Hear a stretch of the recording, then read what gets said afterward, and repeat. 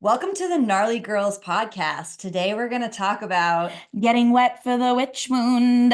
we're going to get nice and wet for that witch wound, and we have a really big reveal visually. So I do highly suggest you go to the YouTube and see our visual reveal because it will be quite exciting. And we just wanted to let you know we have some shows coming up. What are our shows, Sarah? Our shows are November 1st. We are going to be at Caveat in New York City. We've got Men Come Inside of Me, which is Tony's solo show, and I will be opening up for her with a preview of my new solo show, The D Spot. Then November 15th and 16th, we're going to be in Toronto, Canada. We have The D Spot, Men Come Inside of Me, and Grape Culture, plus our somatic movement workshop, Claim Yourself. It's going to be really fun. So I hope you all get really wet by our podcast. Yes, and all of the ticket links and information is in the description. You can also always go to our website, grapeculturehealing.com. I also just want to say, please go onto Apple Podcasts and Spotify and rate and review the podcast. We need you. We need our community to help us keep coming and building this podcast. It is a labia of love. And I'm just going to go ahead and say, if you rate and review the podcast, you have to do both. Your name will go into a drawing and we will give you something fun by the end of 2024. We will do something for you. Yeah, it'll be like a Christmas present. We'll see what it is. We'll see how good you are.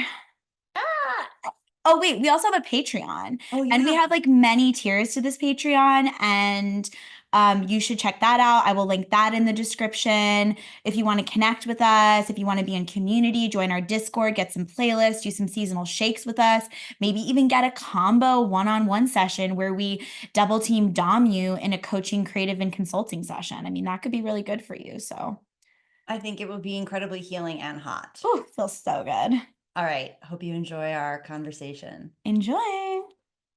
Welcome to the Gnarly Girls podcast. What's up, gnarly beings? This is a loose-lipped, unfiltered, raw dogging, stripping down of culture. No fucks, no panties. This is a labia of love. We're your hosts, Tony Naj and Serafina Supernova. And this is Gnarly Girls. Getting wet for the witch moon. Getting wet. Do you need to call in any? Do you need to call in any of your ancestors or beings of light before we start this? Wait, let's have this be part of the podcast. Okay. I can't see the tits. I need the tits to inspire me. Okay. Let's call in a little circle of protection.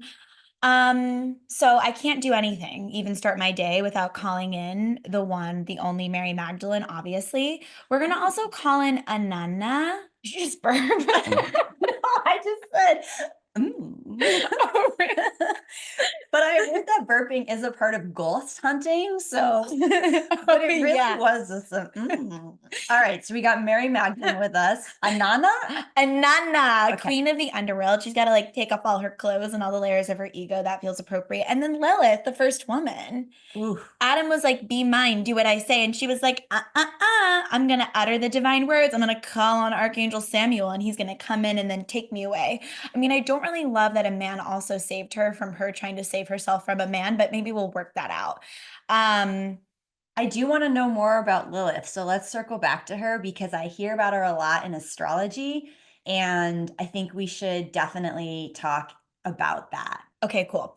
I also want to call in our familiars. Like, I just want to call in all the dead animals. I know that you have a dead bird. I have a dead bird. I feel like I want to call in our dead birds. My dead bird also came back as my cat who died last year. So let's call in all of the dead animals. I have so many dead animal spirit guides and they've all meant so much to me. And I do think that a lot of my animals were once people in my life too. 100%. Also, my dead cat, when he died in my arms, became a dragon behind me in my field. Explain that, please. So like I was holding my cat as he was dying of like a heart attack or a seizure or something. He was just convulsing in my arms. And then like when his spirit was leaving his body, I heard a little in his upper chakras. Like it was like almost like if you would imagine the way a spacecraft moving, an alien spacecraft moving through space and all time and dimension would sound. That is how his upper chakras sounded leaving his body. And then Whoa. it went, and then it went, his energy went behind me, like in my auric field. And I was in a yurt at the time, and he grew into the size of the yurt that I was in. And he was like, I am now your dragon guide. I've always been a dragon. You were right. I was a dragon cat. And he's also been my lover in other lifetimes. I think that it would upset me to hear that your cat was your lover if I hadn't seen the cat's face, because not that I'm like coming on to a cat, but the cat's face was the face of a human man. Like when Sarah first showed me a picture of the cat, I was like, that's not a cat, that's a trapped human. So the fact that you're telling me he was your lover, I can't accept, although interspecies sexuality upsets me. I would kiss him on the mouth and we would have some tongue play. And his name was Wiggins. And I just like Mr. Wiggins is giving like a Mr. Big energy. And I did always want to fuck an older professor as a teenage girl. And I feel like he fulfilled that fantasy for me as a cat. The fact that you said tongue play, it triggered me, it excited me, it upset me, it titillated me. Like a lot was going on because I did used to French kiss my bird, but it felt it felt platonic. Oh yeah, they would leave the birds leave the little spit bubbles on your tongue. It's exciting. No, there was a way that my bird's mouth and my mouth did interconnect. Okay, but we are talking about witches, not interspecies. Not interspecies sexual activity, because we were talking about. But that's what witches also do. Oh, snap. Okay, Because witches can are you go deeper into yeah, that? yeah. Witches are way more interested in sexual play with animals and animate objects and like ethereal beings, like than they are fucking actual people. Like, I don't know, the amount of times I am personally masturbating and I like call in a goddess energy or Yeshua himself or like God herself or whatever and like fuck that energy and call that energy into me and do some sex magic with that versus like a person. I mean, it's like that's like 90% of my masturbation. Fucking the god inside of you. While also ascended masters and other Okay. spirits. Ooh. Like I love a haunted house because I'm like, oh, who can I get it on with tonight? Okay, I want to tag team onto that because one of the most like sexually healing experiences I did have was with the ocean. Yeah, yeah, yeah. This is a good one. So there was this time when I was just going through a lot with my physical health, my emotional health. I was knowing I had to break up with someone. When you know you have to break up with someone and it's just looming and you don't exactly know how you're going to do it, but you feel in the depths of your soul and your bones that it must happen. So I was like fucking another guy, knowing I had to break up with my boyfriend, like, as one tends to do. And I'm sitting in Costa Rica just under the moonlight and I wasn't gonna go off with this guy I was fucking. I just needed the guy I was fucking to remind me that I needed to break up with my boyfriend. Like, I'm not saying that that's morally correct, but I'm saying that's what myself needed and my puss needed at that time, was just to be reminded of who we were through the dick of this other guy. Anyway, so I'm sitting under the moon and I realize that my healing, which is a lot around like my fertility and my endocrine system and my pituitary, because I had the pituitary tumor, that my healing was intricately tied to my connection to the moon, and that I always had to be aware of the moon, what phase it was in, what wisdom it was giving to me, and that my connection to the moon was the underbelly of how I was going to heal my body. And then I was called to go to the ocean because I'm sitting on the beach and my body was called to go to the ocean and then just kind of physically and emotionally open up to the ocean and then fuck the ocean. Yeah. Pretty gay. And also witchy, right? Yeah. So tell me about what do you think a witch is? An activist, an anarchist, someone who honors magic and the animate above all things. The witch's inner child is alive and at the front. And there's something that happens with the child that like transcends innocence.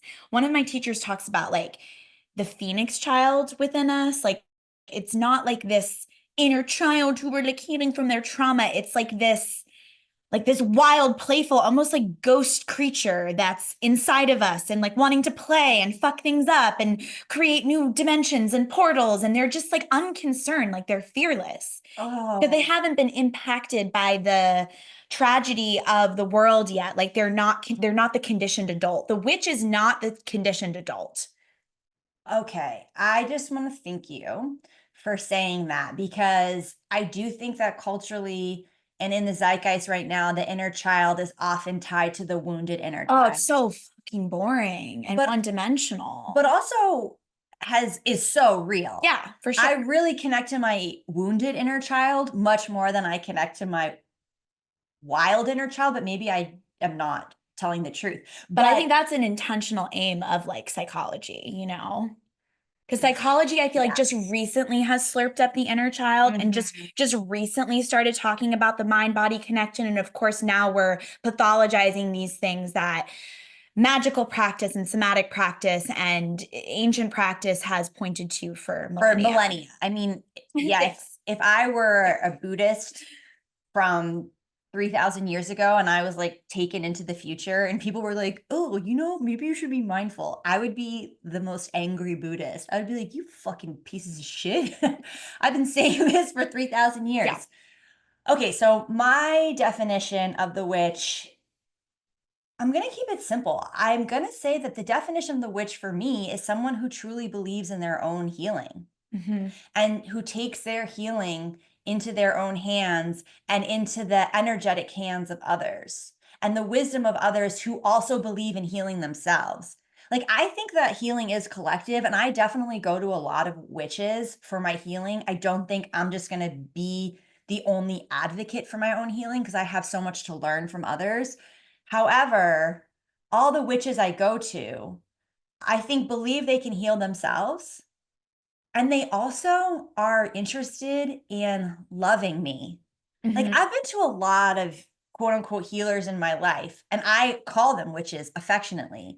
And the ones that I connect to the most are the ones that aren't afraid of love and they trust themselves to love. It's not like I feel like there's this really strict boundary between me and them energetically, and they're keeping me away because my influence is going to influence them in this really negative way because I'm the one that needs to be healed and they're the ones that are healing me. It feels like really co creative. It feels like we're in a healing container together and that some of the healing that I'm doing is also healing them and healing what's going on with their relationships. And that my being in their presence is this opportunity for me to learn their energetic imprint. And I become more intuitive the more I hang out with intuitive, witchy, healing women. I become a better healer the more I am healed by witchy healers. I feel like the relationship is symbiotic. It's not just me vampirically taking from them and then giving them money. No, it's like this collective healing that we're doing, not just for me and not just for her, but for all. I have like a full actual like frog in my throat, like the frog who Mm. become like I can see it's like a toad. And I'm being shown faces of witches that I have interfaced with that exist on another part of the spectrum. Like I also think it's like I think like there is like the witch that we all aspire to be. That isn't not all of us aspire to be. There is the witch that could be, which is the witch that is interested in our individual and collective healing. But I've Mhm. also met some witches who ain't interested in that shit. Oh, And I just you're think right. that's like an interesting thing to explore, especially because you and I are so pro witch. And I think a lot of people listening to this are pro witch.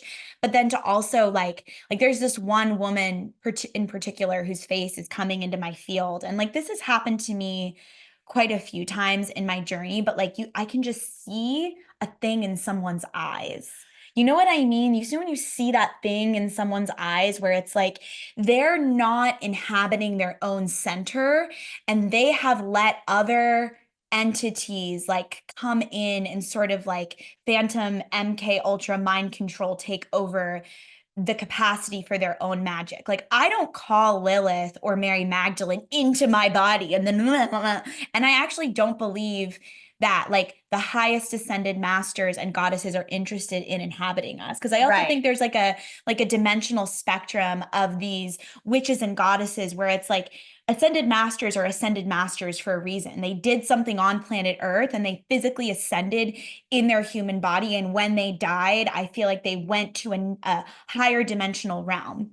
But then I do think there's lower dimensional entities that you can call on that are interested in inhabiting and possessing your own body. Mm. And I have seen witches who, yes, believe in magic, yes, believe in the animate and everything, and are also working with lower dimensional entities. Something that also really bothers me in this era of people, and I understand it and I respect it, and I also like I get it. My child gets it. Like when we reapproach magic for the first time, there's this like, oh, well, I can just like work with any energy, and any and all energies and entities are fair play. And I'm just gonna like fucking wear devil horns because that makes me a witch, and that I'm not gonna be responsible for what it is that I'm conjuring and working with. Because there's not like a maturation and respect for the power of what magic can do. Do you know what I mean? Like it's not just radical to wear devil horns just because the church has made the devil what the devil is. And I say that both of us being Capricorn sitting here in our major arcana archetype in the tarot is the Is the devil, devil. you know? So I'm No, not saying I'm not going to wear devil horns, but I'm yeah. also saying I am aware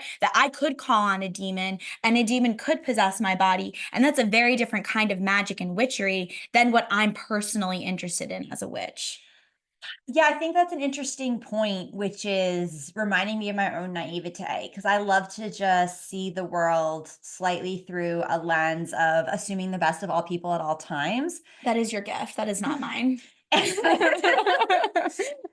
It's, it's funny when you said that I noticed your fangs. Like you have pointier fang teeth than I do. Like I feel like all my teeth are square. Check these claws. And she's got claws, Yeah, like wait, look straight at up. this one. No, dude, You have to watch YouTube for that. I have the most bendy nails. You should also look at YouTube for our tits if you're listening to this on Spotify. You got a double If stream, you baby. are just listening to this and not looking at the tatas that are being displayed, Upsetting. it's an injustice to not only yourself, but to us. Because witches are also very beautiful and sexual with their tatas.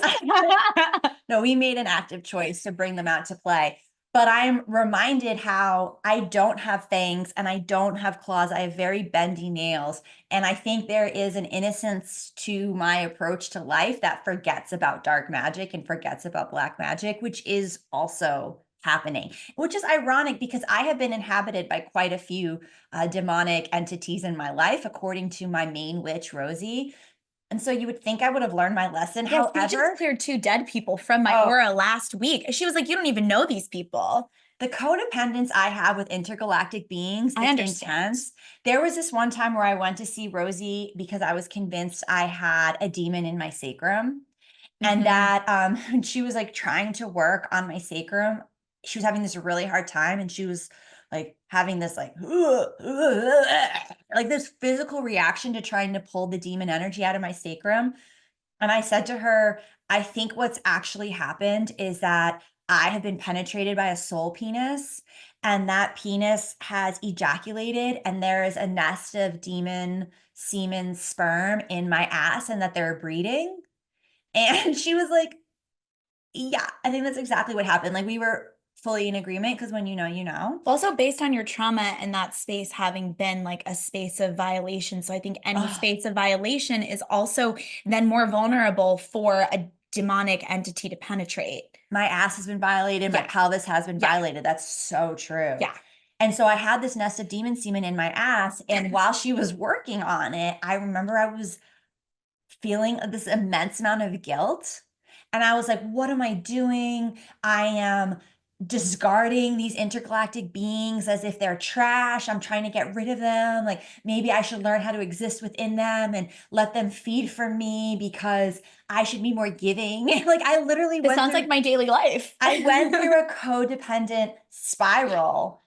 And then I had to say to myself, Tony, like you can't be in a codependent relationship with your intergalactic ass demons anymore. Like you need healthy boundaries, bitch. Yeah. Witch. Yeah. And that was when I felt like I had to like let them go and birth them from my ass. I had to have an ass intergalactic demon birth. But then my back did feel better. Yeah. I mean, respect. And like, again, I'm not I am not saying it's not all fair play. It is, but a witch who's not just like ticking on the like commodified cultural version of the witch because it's like fun and like such a like a rejection of like big daddy capitalism and the church, but like you actually are doing goddess divination, goddess worship, casting circles, building altars. Like I have a rule for myself and my clients, no dusty altars. Like if you're going to No. build an altar, Oh, my altar was so no, dusty, and no, I no. recently just dusted it. Yeah. It was honestly but my altar is not because People might be really upset about me saying that, but I'm also okay with that because I do think the healing, like, yes, I have fangs, yes, I have claws, but you're better at setting boundaries in real life. And in real life, you tell people what the fuck is up and what the fuck is not up. And I feel like that is something my 31-year-old spirit is still growing into. So I almost feel like we flip flop and teach. Cause like I'm like no dusty altars and like claws and fangs, but then like you're actually setting real fierce boundaries with people in your life that I'm still learning to do. thank you. You do assume the best of people and you also come with fangs and claws. Just not to let anyone get confused about who you are. Thank you for saying that. You will draw blood. Yeah, You are will draw correct. you draw blood daily. No, and I have strangled people, energetically and actually, like, yeah, I respect that feedback. Thank you. But it is funny that my altar did get so dusty. And I did recently dust it, which is very off brand to me. I do have a dust problem, and I think I'm allergic to dust, and my daughter is allergic to dust, and there's just like a lot of dust in my life and in the house. And this is a call. This is an awakening to me to really address the dust. Well, and just like, what are we doing? What are we doing? Who are we calling on? What does a circle of light actually look like? What does it feel like? If we are practicing, it's not just enough to be like, I'm sensitive and aware of energy. Like, if you want to really work with the witch, there's like a maturation of like creating a practice around that and not just being like, oh, I'm so sensitive and things like penetrate my field and like I just like feel all these things. Okay, great. Who is this person? So what are you doing about that in the world? Who is when you project a person because you've created an archetype that annoys you and I'm feeling it. No, it's my own inner naivete before I really respected like So let's what talk it about your what it is to be psychic. Let's talk about your It transformation. does make me upset though. Because it seems like you're upset at a version of a person. No, but I am also upset at real people. I'm upset at women who are just walking around still like shocked that they're sensitive and psychic. I'm like, stop being so shocked about it. Like move beyond the shock into like, and move beyond the like, oh, I'm wearing my pentagram into like, what are you doing to heal yourself in the world? I'm just over it. It's go time. I feel so angry. I know, I know. I want to hold you like a bebe. I want to breastfeed her with my full bosom. It's like enough is enough. Okay, so tell me about your transformation a little bit because I feel like your annoyance at an archetype is an annoyance at a past self. Okay, it's also that the witch wound is the sister wound. Okay. And the way that wait, I want to circle back to the witch wound is the sister wound. That's a deep statement. I don't want to not honor it. But I first want to hear about your initiation into the witch, and then I want to talk about me and my initiation into the witch. Okay, cool. Okay. So earlier today, I was like, we were sitting at breakfast and I was like, do you find the witch or does the witch find you? And perfect impression of your breakfast self, by the way. Yeah, I was like looking off into the distance and I just like was circling on that thought. Just like a circular.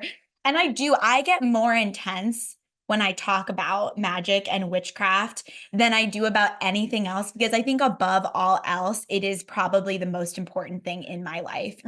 Like I think honestly, even above art, like my magical practice, like precedes my art because my art has never existed without my magical practice. Rewind to like 1998. I'm 5 years old, and my favorite game to play. 5 years old in 1998. Yeah, that made me uncomfortable. Yeah, no, I think people do need to understand that there is an age gap between us. Yeah. Because I will consistently celebrate your mentorship and guidance in my life. But then sometimes I become 80 because like I am 8,000 years old, and I was born 80 and that's a Capricorn thing. That's like, this isn't my first lifetime kind of thing. And whatever, call me a bitch. I'll flex on it all day. I'm very powerful. So at 5 years old, I was like, I want to play Witches and Mortals. That was my favorite game. Mm. And I wasn't very popular at school. I was actually bullied a lot, but like in my private friendship life, I do think I had a lot of power because once I was removed from like a school space where your popularity, I mean, at least in my school, your popularity was based on like your test scores and like if you were in like talented development and like the higher class, even in kindergarten, like my fucking elementary school was very like hierarchical in terms of like how smart are you and how smart are your parents and like my parents are smart in their own way, but I'm the first one in my family to like go to grad school, like pursue a path of intellectual, academic exploration, whatever. So I was at my house in my front yard playing Witches and Mortals with my friends, and I would do this thing where I would decide who was the witch and who was the mortal in this game of Witches and Mortals. Okay. Like that was my experience of bullying. They could bully me at school, but once you come to my house and my yard and You're the mortal. and the trees that I commune with, I'm gonna make you a mortal motherfucker. I also had a younger brother, so there's like lots of younger kids around too. So that was a game that I was kind of neurodivergently obsessed with. And every Halloween for years, I was a witch, and Halloween was my favorite holiday. And I started forcing my parents to have Halloween parties. And all I did was watch Halloween Town over and over again on Disney Channel. So I was very fascinated with this archetype. And I mean, obviously, there's things we don't remember from our childhood, but I do remember that as a reoccurring theme.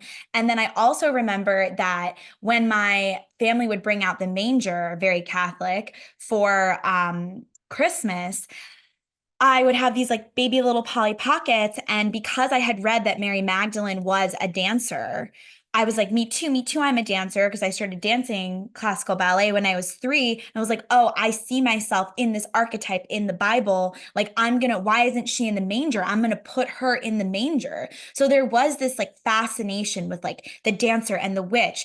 And as I've matured in my like witch journey, um, I do sense that little girl and I sense her knowing something. Like I do believe there was an awareness I had of past lives. There was an awareness I had. My fascination of Mary Magdalene wasn't just on like the 3D human prefrontal cortex level, which wasn't even developed yet, of like, I'm a dancer and she is too. So I bond. Like there was like a deeper spiritual heart awareness of the witch. Um, then I went through like a whole evangelical Christian abusive journey in middle school and high school. My mom was really sick, and so we were deeply involved in the church because of that. There was lots of hands-on healing. There was lots of like prayer and like moving from the Catholic church into the evangelical church because it was just more like you didn't have to move through a priest to connect to God. That was like the main difference Mm. between the Catholic Church and the Evangelical Church. Catholic Church, you have to move through the priest. You go to confession. Evangelical Church, you raise your hands in the air and you sing, "Oh God, there's an awesome God, He reigns," and you can like have this direct connection with God. And people were going to the altar at the end of church, and they were like having these spiritual healings with the deacons and whatever. People were speaking in tongues around me. Like there was a very witchy aspect even to the Christianity that I was a part of. Okay, fast forward, abusive Christian boyfriend, break up with him. I am in college and I start having all of these autoimmune issues. And I was also in Savannah, Georgia, a very, very witchy place. And I was working at a health food store, hence herbalism, magic, healing. I think all of that also comes in to inspire our connection to the witch. As you said, like we have to have this desire to heal ourselves and the world to really understand who the witch is. So I start going on this journey of self-healing. The witch comes back into my field. I'm in this very haunted place. I have all of these like spiritual interdimensional experiences. I see like dead people coming into the health food store in the early mornings when like I'm working there by myself. So I started to get my third eye blasted open. I bring up Inanna because she's the goddess who takes us into the underworld. And she's like, if you want to know the witch, you're going to be stripped of everything you thought you were in order to access this archetype, not only within yourself, but within the collective consciousness. So I start getting stripped down. I'm sick. I can't walk up the stairs without holding onto a railing. My body hurts. My bones are breaking apart. I'm diagnosed with 18 different autoimmune diseases.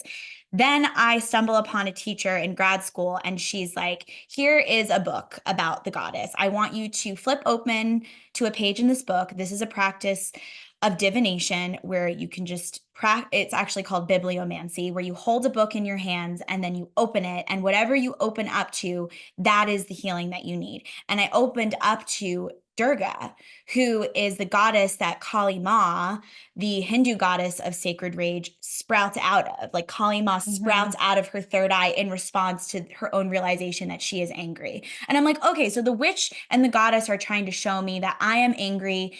This is what I need to heal. I need to make work about this. I need to express this. This anger needs to leave my body or I'm going to keep getting sick. So then I start practicing tarot, and I pulled the high priestess in reverse every day for 9 months as this like rash ravaged the corners of my mouth and then like started to spread down my chin and down my neck. It was obviously like a throat chakra expression.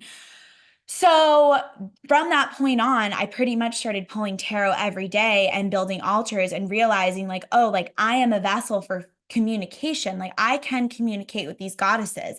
I can build altars. I can make my altar a portal. I am a portal. My self-care can be spell work. Even the way that I touch my face as I'm putting on my moisturizer is a spell. The words that I'm speaking are a spell. My tongue is a sword. And then it's kind of just honestly spiraled from there.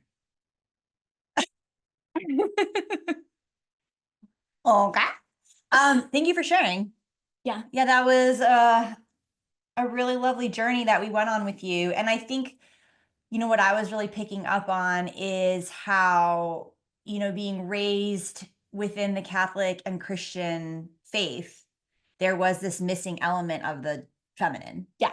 And that was really you were almost given a blueprint or a way of worshiping through this exposure, but then you had to take it into your own body and into your own like personification, because you talk a lot about archetypes. Like you've mentioned so many different archetypes that you directly connect with. So, And sexuality. Like I think a huge thing, a huge difference between Christianity and witchcraft and goddess worship is that sexuality is not is shamed. no, it's not shamed. It's like Yeah. you Celebrated. and also Christianity says you are born a sinner. Yeah. When you connect with the goddess and the witch and like the primordial source essence of the womb of the cosmos, like how could you be born anything but a pure expression of cosmic womb intergalactic information coming together?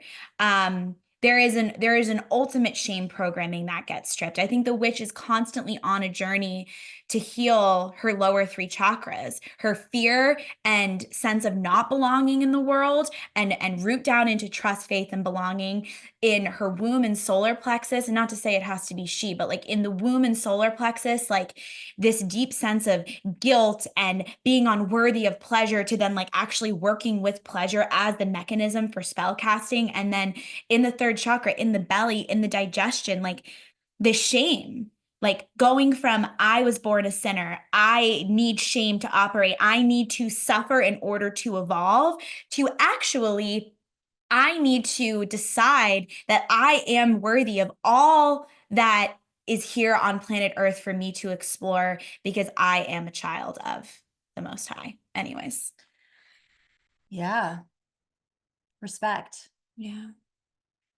So I also was raised Catholic, but I'm not sure if I'm putting words in your mouth. Um, but I'll put my dick in your mouth. I'll Just choke kidding. and slobber on it. You know, only I was like, wait, what am I putting in your mouth? Um, I was raised Catholic. I had a very Catholic grandmother. I went to Catholic church every Sunday, but I never believed. I never could believe in the Bible. I never believed in the stories as truth. I did not connect. And so I was not indoctrinated or exposed or was even listening to these stories that I was being told, because from the beginning, as just so young, I rejected it. And I'm not saying that to insult the stories or insult the archetypes or the value of them, but just to say that I had this conflicting understanding of all religion, which was why is one considered a myth and other is considered Right. truth? My father, he was a professor of Greek, ancient Greek history and mythology and, poetry, whatever the hell my dad does. But the Greek myths were a big part of my life, and only through my dad, actually. I mean, talk about archetypes. Greek mythology is all about archetypal analysis of the self. But the way that was called a myth and the Catholic Christian religion was called truth, I just did not resonate. I did not like that from the beginning. It was almost like either all is true or none was true. So I was a very nihilistic kid. And I had this deep, deep fear of eternity because the concept of heaven or hell, either, was upsetting to be eternal. Like that concept of time as linear and going out forever into the distance was the root of my insomnia. I was a childhood I had childhood insomnia, and the concept of eternity was rooted in that. I didn't want to be heaven forever sounded boring, hell forever sounded incredibly unreasonable. I was like, wait, that's just not cool. I don't care. Again, I do have this like naive, I think, love of humanity, even though I find human beings individually quite annoying. I just cannot fathom eternal damnation, that you cannot have more opportunities for growth and betterment. Like, I just, Yeah. even as a young person, I was very upset by that thought. So there was this huge rejection, I think, of that. However, what I was able to experience was weekly meditation because I was refusing to listen, if that makes sense. So I Yeah. would go to church and I would refuse to listen. And so the strategy of not listening had to be a deeper meditation of blocking out all of the words that were coming at me. Yeah. And I think that was the root of my interest in meditation because I had already had this practice of meditating.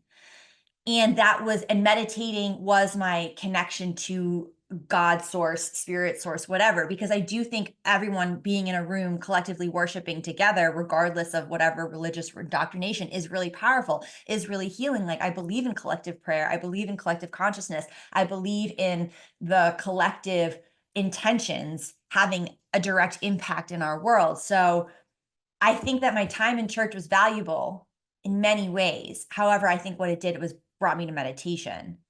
And Buddhism is a philosophy, it's not a religion. And I think that's why I really connected to it. And that's why my practice has been more of a Buddhist practice, a philosophical practice, an understanding of the mind.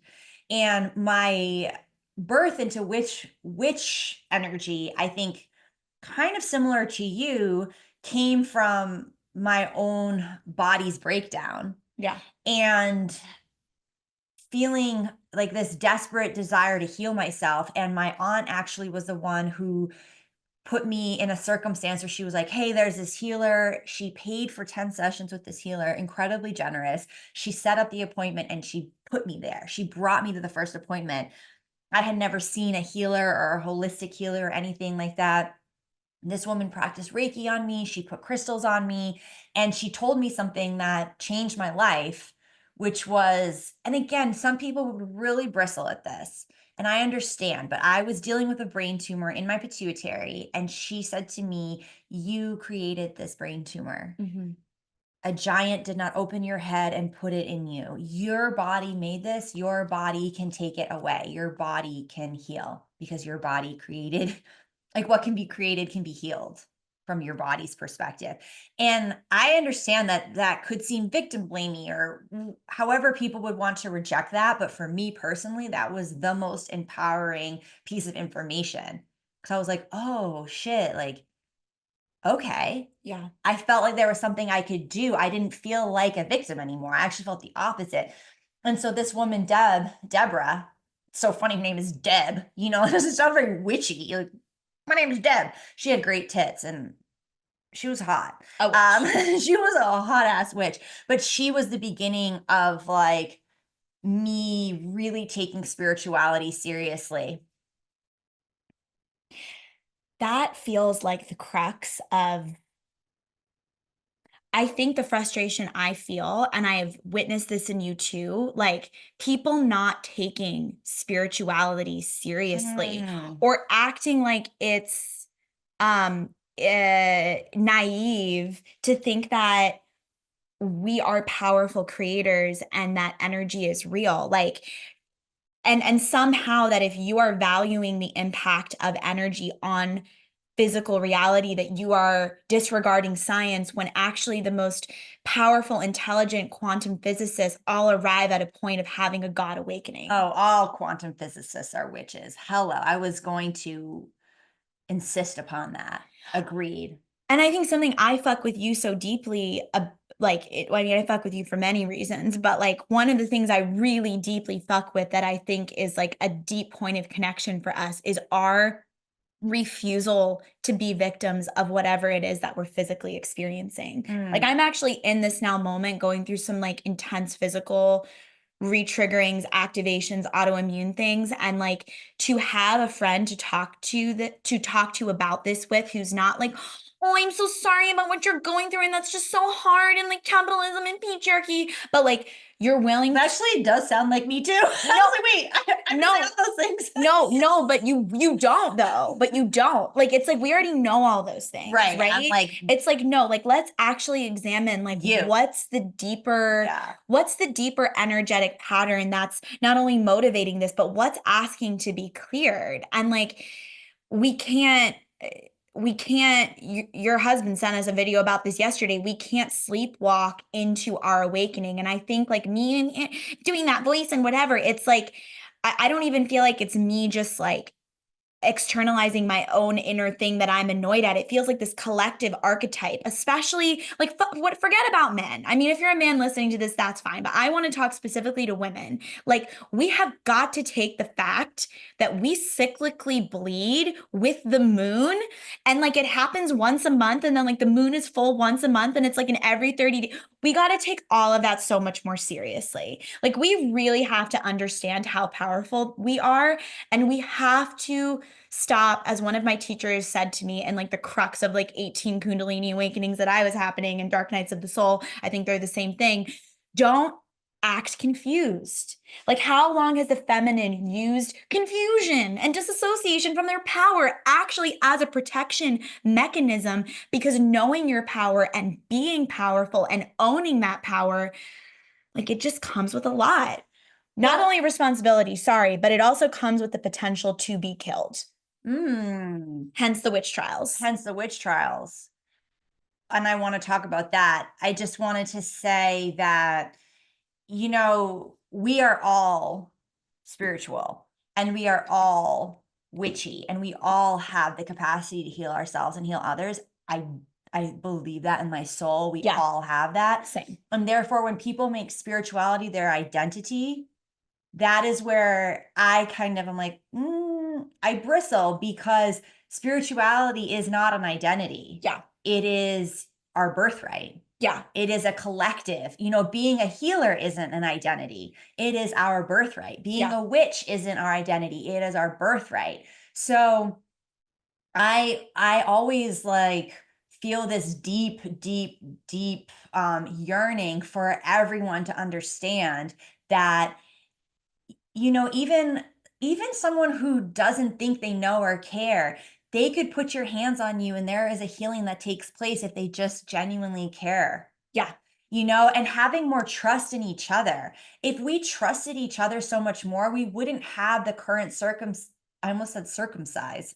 We But probably we wouldn't have circumcision. we wouldn't have We wouldn't have genital we wouldn't mutilation. have genital mutilation in the same way, and we wouldn't have the circumstance of the medical industrial complex where we're so afraid of our own health and we're so distrusting of each other. But there is so much value in what we can give to each other with our collective just desire for each other to heal. I mean, of course, if you have an axe hanging out of your head, you may want to see a surgeon, no doubt. However, there are so many things you can do when you're starting to feel dis-ease that could be handled within the self and within the collective and with the people that love you. I mean, I know that personally, when I was quote unquote sick, I originally really connected with the identity of sickness because I really wanted people to be nice to me. And I was Yeah. like, if I'm sick, then maybe everyone will just treat me the way I just really want them to. And Yeah. maybe people will just take care of me. My sickness felt so connected to just wanting to be taken care of and wanting people to be nice to me and wanting people to be tender with me and wanting people to be gentle with me. And guess what? They were not. Yeah. Even at my sickest, they were not. And I had to just be like, oh, this isn't a good mechanism to get people to be kind to me. I actually have to teach them how to be kind to me when I'm at my best. And also, I don't know, something I've learned from you and witness you in is command it. Like literally commanding respect. Mm-hmm. And I think the witch does have to do that. And I think it starts also with self respect. You can't command respect if you don't respect yourself. Mm. And I also want to say that I truly believe, and I have witnessed this and I have seen this in my own body, that people have tried to slap all kinds of labels and diagnoses on. I mean, the amount of people who have tried to get me to identify as disabled is actually upsetting. Oh. Not to say that you can't identify as disabled, but like I don't want to identify as disabled because I have autoimmune issues. That for me and my personal trauma story, that actually does not help me. Mm-hmm. It doesn't make me, it just isn't supportive for me. And I do think we all get to decide how we identify. But just like you can't tell someone don't identify as, or you can't identify as disabled, like we also need to stop trying to like slap disability onto people. Like there's issues, there's an issue on both sides of the extreme, which is what we talked about also in diddling with political identities. It's not just one group of people that are upsetting another group of people. There's not one group of people that's bad and another group of people that's awake and woke. And I think that is ultimately my problem with wokeness. It's like, how are you, so you're awake and all these other people are sleeping? No, everyone How is pretentious. We're everyone is all awake sleeping and we're and all everyone is awake. asleep. We're all sleeping and we're all awake. And you're right. And then we sleep and then we wake up again. I mean, that is the cycle of life. This is why, I mean, I have so many things to say, but I feel like you're really channeling Mary Magdalene, not through you, not in, you're not calling her into your body, but I feel like you are like pulling some codes very specifically that she spoke to around us being fully human and fully divine. Mm. Like the point isn't to cut off our humanity. Mm-mm. It is to see what happens when we let the full spectrum of our human emotion actually be the impetus and motivation for our spell work and the way that we work with our spirituality. It is not to leave the body. It is not to wear all white and wrap your head in a white turban as a white woman in LA and do a million Kundalini yoga chants and then act like you're better than everyone. It's also not to completely reject spirituality and act like science is God. Like, I think we reach for these extremes because we feel lost and we feel scared and we want a definitive answer. And I think ultimately, what these ascended masters and goddesses and the witches that have come before us and the current witches teach us is that, and we said this in the last episode, we don't know and we don't have to know because knowing isn't actually security. Like, if knowing is connected to the crown chakra, guess what happens when you arrive at like a Kundalini crown chakra awakening? You get dragged right back down to the root chakra because now you have to integrate the knowing that you just arrived at and like trust yourself at a new level with this new knowing and self-realization that you achieved. You achieve self-realization, it's back to the humbling. But I also don't think, I also see women do this a lot. I see them humble themselves and they want to be humbled and they don't want to think that they're too powerful and they don't know how to pray and they don't know how to cast spells and they don't know how to, and it's like, bitch, yes, you do. You actually do know. And if you stop telling yourself you don't know and you stopped telling yourself that story over and over and over again, and you just put your hands on someone and you gave them love, you would be doing Mm. magic. You would be trusting yourself. I mean, I You go do back to know. what I was saying in the beginning is that trust of the self is so crucial. And to trust yourself is to trust that you can handle anything. It's not to say, like, I don't trust people because I think they're perfect. I actually know people are imperfect. I trust people because I know I can move through whatever we come across, whatever problem happens. I know that I'm going to be okay. So my trust in others is about trusting myself. And I think trust is a huge part of witchcraft. And we were talking before about, the Salem witch trials and the burning of the witches. And I have seen like a meme where someone said, It's so funny how we were taught to fear the witches and not the people that burn them. Right. And what is it that people are And the ones who outed them. There's the sister yeah. wound with the witch Oh, wait. wound. Okay, yes. So you had mentioned the sister wound. We promised we would come back to that. Let's please discuss the sister wound as the final chapter of this podcast. So, what is a sister wound to you and how is it connected? I think a sister wound comes from our own insecurity and a thinking that someone else has something that we should have, or someone else has something that we don't have, or someone else is expressing something that we don't feel safe to express. So that other feminine creature becomes a threat. Mm. The sister wound, I think, ultimately is like an ego third chakra threat. Okay, let me think what I think the sister wound is. I think it's the reflection of a scarcity model of society. And so we in a capitalist system live where we are conditioned and programmed to believe in scarcity, and that's how capitalism thrived. If we all collectively believed in abundance, capitalism would not thrive. So the program of scarcity has been so deeply embedded in us. And there is so much false scarcity. I mean, I'm talking about this all the time, the concept of false scarcity. I mean, the example I give a lot is with diamonds. They harvest diamonds or they mine diamonds and then they literally take some of those diamonds and then lock them up in a diamond reserve in order to control the market. So there's a false scarcity. There is a false scarcity of talent. There, I think there's so much talent. It's proven. We just look at the internet, the amount of talent I see every day. Talent is actually incredibly common, but we create a false scarcity of talent in order to control art, in order to control expression. So I believe what the sister wound is a reaction to a false scarcity.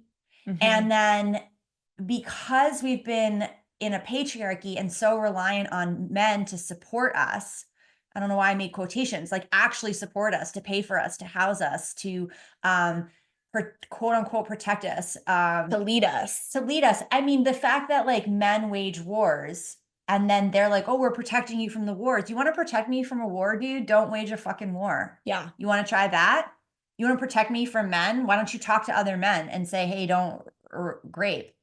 So the confusion around the male and the feminine, and that like females have been programmed to quote unquote like be protected by men and financially supported by them. Therefore, if we live in the scarcity model, the sister wound is she is my competition of being protected and cared for by a man. And that could even be your own daughter. That can be your own sister. That can be your own mother. Like it's like, we have mothers that often kind of keep the daughter away from the father because they're threatened by a daughter and father connecting because we believe in scarcity and so we want to be everything to that man so he will take care of us, or with women who are getting success and then we want to tear them down because, oh no, they're getting the success that I'm not getting and they're becoming financially independent in a way that I'm not, and I want to tear her down because how dare she be financially independent, how dare she be independent in a way that I'm not, and I want to watch her fall because again it all comes from this deep scarcity or this false scarcity. So the sister wound isn't just between Yeah. sisters, it's between mothers and daughters as well. And that makes me sad because it's like I really want Sarah's success because I trust her. And the more successful she is, the more she will be like, come with me on my success journey. And because we're Capricorns, all I care about is success. Obviously. Thanks again. So like, and I want my friends to feel that as well. Anything that happens to me, they want good things for me because they know I'm going to share my good things. I have shown that. I don't know why anyone wouldn't trust me. It's so ridiculous, bonkers, or why anyone wouldn't want anything good for me. I'm like, good for me will be good for you, except if it's like a particularly delicious cake, I will take the bigger half. Always, I will take more food than you. But that's it. Other than that, I'm quite generous. Oh my gosh, there's so many things I want to say. Like, okay, just bringing it back to the witch wound specifically. Like, what is that? Yes. The witch wound, from my direct experience, from what I've read, from what I've witnessed, from conversations like this that I've sat in, the witch wound to me feels like this, like it is that little voice that's like, well, I don't know how to cast spells. I don't know how to pray. I can't. I'm scared. I don't. It is like a festering wound of like pretending that you don't know, because knowing is dangerous. I know I just said that we don't know anything, but I also think that we know do. everything. I also think at the same time we know everything. Everything. We know everything. Because everything is, it's like everything I'm saying I agree with and directly disagree with all Yeah, the all time, the which time. is the point. Welcome to Alice in Wonderland rabbit hole. I really fundamentally believe like there is this, and I know this for myself, because being intelligent is dangerous in a world that hates women, especially women who are Mm. smart, because they can outsmart the systems that seek to disempower them. So one of my deepest, and I probably already said this on the podcast because it's a deep thing for me, one of my deepest subconscious programs was I am not smart enough. And that was also a deep protection mechanism for me, because I'm actually a really smart bitch. Not just because of what I've read, but it's like that ability to put Mary Magdalene in the manger at 5. Like I am actually so intelligent. So I think that I had emotionally intelligent, spiritually intelligent, like energetically intelligent. Like I just have this ability to like receive information, process information, and share information. And I don't think that that was a safe expression for me to be in as a child. And I think anyone that's a witch now, anyone who's working with the witch, identifying with the witch, reapproaching the witch, curious about the witch, as a child and in other lifetimes, she has been with you. It is not an isolated experience. It's not your first time. And I want to like bring us back all to that first time we started being curious about magic, because I do think the witch wound comes from a shutdown that we choose, because just like a trauma response, at one point it protected us. At one point, fawning really fucking saved my ass. Mm-hmm. So at one point, pretending like I wasn't a witch and pretending like I wasn't magical really kept me safe. So I think that's what the witch wound is. I agree with you. And you said something that I think is fun to just ask the audience, is that when you said, I'm intelligent, I am smart, was you as the audience, was your first reaction to be like, well, she's not that smart?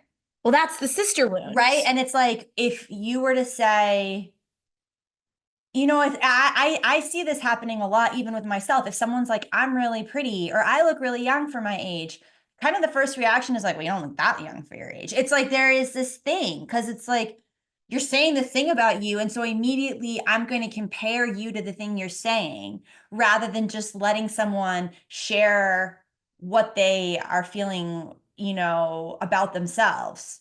There is this kind of instinctual comparison that happens. So anytime we compliment the selves, I mean, there's this whole concept of a humble brag. I don't like a humble brag because it's pretending you're not bragging. I like an actual brag. Yeah, no, I I'm love to very brag. into a full body brag. I mean, I appreciated Sarah saying, I am intelligent. And I question, when you hear someone say that, does it make you want to say to them, you're not that smart? And that is what we have to start looking at ourselves when it comes to the sister wound and the witch wound, is that impulse, and letting ourselves not humble brag, because a humble brag is, again, like wanting to be celebrated and then just doing it in this It's passive aggressive subversive, way. yeah. Just actually celebrating yourself and being able to say with like full confidence, oh, it's so funny. I was once talking to this woman and I was pretty stoned, and it was like before a performance, and she had this like sparkles in her hair, and I was like, "Oh, I really love the sparkles in your hair." And we were kind of talking, and she said something, and then later I referenced it and she was like, "Oh, wow, you remember that." And I was like, "Oh, I'm a really good listener. I like that about myself." And we really laughed. because it was such an odd thing to say because I was like kind of stoned and I just met this chick, but like I actually do really like that about myself. I'm a very good listener and I remember people say and then I can recall it. And I like that about myself and how uncommon it is to be like, "Oh, I'm very observant," or and I'm very intelligent and I like that about myself. And so as we button up this podcast, I would like to encourage us all to be able to complement each other and complement ourselves as part of the medicine of healing the witch wound. And that knowing it's like when you're with a person and you're like, "Oh, is she prettier than me? Is she better than me? Is her skin this? Is she skinnier?" All of these things that we do to compare, that is the poison. And the antidote for the poison is to know that you are enough, that she is enough, that we are enough, right? Yes, to quote Mean Girls, or whatever the quote is. It's something like calling another woman fat does not make you skinnier. Yeah, Just like rejecting someone's self-celebration doesn't make you better. celebratory or better or smarter or yeah, and I mean the amount of times I have been called full of myself. That was the other thing. I was called dumb a lot. I was also called full of myself a lot because I think I knew my own magic, which is why I shut it down. And I've noticed this as a pattern too with my clients, and we've talked about this too, specifically with cannabis or addiction, where like there's certain substances or ways of tools of self abuse that we use to shut ourselves down based on what we were told as children.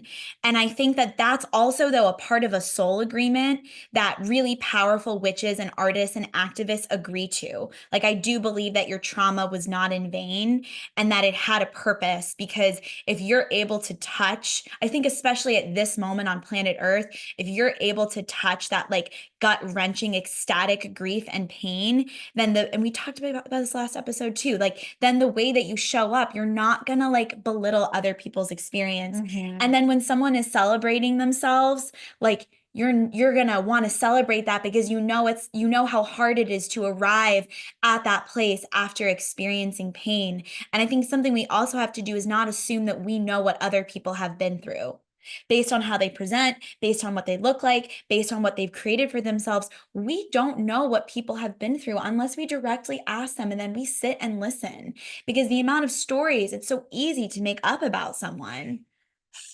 Yeah. We just don't know. There was another thing. Oh, also, systems of oppression profit off of us hating ourselves. Yes, of course. So it is actually a radical act of art and embodiment to truly be in the gnarly process of expressing self-love. And I also think our minds and our bodies and our many children and all the people inside of us are always listening to what we're saying. And part of spell work, like spelling out our words, is to understand the power of our own mind, body, nervous system and all the people inside of us, not to reveal my own schizophrenia, that like the body is always listening, the tissues are always listening. If we're mostly made up of water, then there is a listener, there's a listener inside of us, so we can talk ourselves into self-love and self-celebration. And I think we need to support each other inside of that. Yeah, I really do too. And I do think that as part of our Patreon, we should offer some witchy opportunities and collective spell work and some lesson plans and things of this nature. Yeah. So look for that in the Patreon. And thank you so much for listening. Yeah, Patreon will be in the description. We also didn't circle back to Lilith. So what I just want to Oh, say to her about yeah. her at the end is like, okay, yeah. So Adam is like, Lilith, I want you to be all these things to me. Cause like Lilith is also Eve, right? So I want you to be all these things for me. I want you to do this and that and da da da and be my trad wife bitch. And she's like, no, fuck you. I actually know my own power. I'm gonna utter the divine words. I'm gonna call on this angel to then literally help my body transcend into another dimension.